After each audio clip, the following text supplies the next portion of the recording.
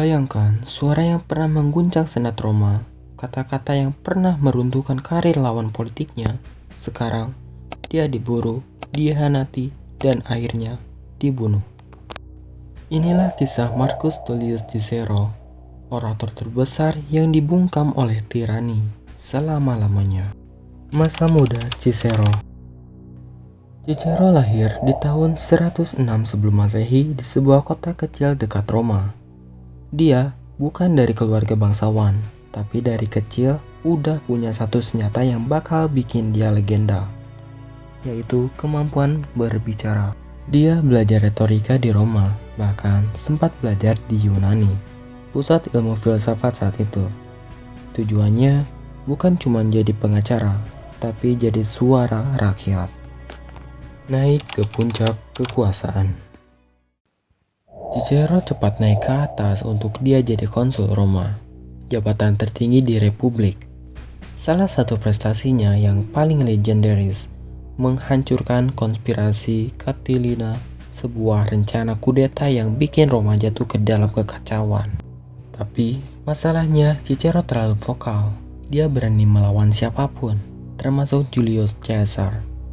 Dia percaya Caesar terlalu kuat, terlalu ambisius, dan dia menghancurkan demokrasi Roma. Dan lo tahu sendiri, lawan seorang sekuat Caesar itu langkah yang sangat berbahaya. Cicero gak suka kalau satu orang punya kekuasaan terlalu besar. Dia percaya Roma harus tetap jadi republik, di mana kekuasaan ada di tangan rakyat, bukan di tangan seorang diktator. Tapi Caesar punya rencana lain. Sampai akhirnya di tahun 44 sebelum Masehi, Caesar dibunuh. Dan lo tahu apa yang terjadi setelah itu? Bukannya demokrasi kembali, Roma malah makin kacau. Salah satu orang yang paling kuat setelah kematian Caesar adalah Mark Antony, mantan jenderal dan tangan kanan Caesar.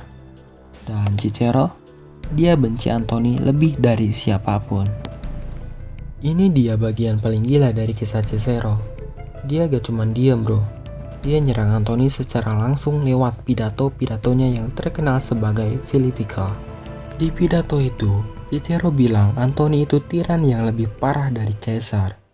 Dan lo tahu apa yang terjadi kalau lo nyerang orang kayak Mark Antony? Ya, lo bakal jadi target nomor 1. Pelarian dan kematian Cicero. Antony gak tinggal diam. Dia masukkan Cicero ke daftar hitam. Cicero tahu nyawanya bakal dalam bahaya. Dia kabur dan keluar kota, ngumpet di rumah temennya. Tapi akhirnya dia tetap ketangkep. Saat Algojo Antony nemuin dia, Cicero gak lari. Dia cuma berkata, "Aku menyerahkan diri pada kematian yang pantas untukku." Dan semuanya berakhir. Warisan Cicero. Tapi lo tahu apa yang gak bisa dibunuh? Itu adalah kata-kata, pemikiran, filosofi. Sampai sekarang pidato dan tulisan Cicero masih bisa dipelajari. Dia udah mati, tapi suaranya tetap hidup. Dan sekarang pertanyaan buat lo. Kalau lo hidup di zaman itu, lo bakal jadi Cicero yang berani ngomongin kebenaran? Atau lo bakal diem demi keselamatan? Komen di bawah, kasih pendapat lo. Jangan lupa like, subscribe, dan stay tune buat kisah-kisah selanjutnya.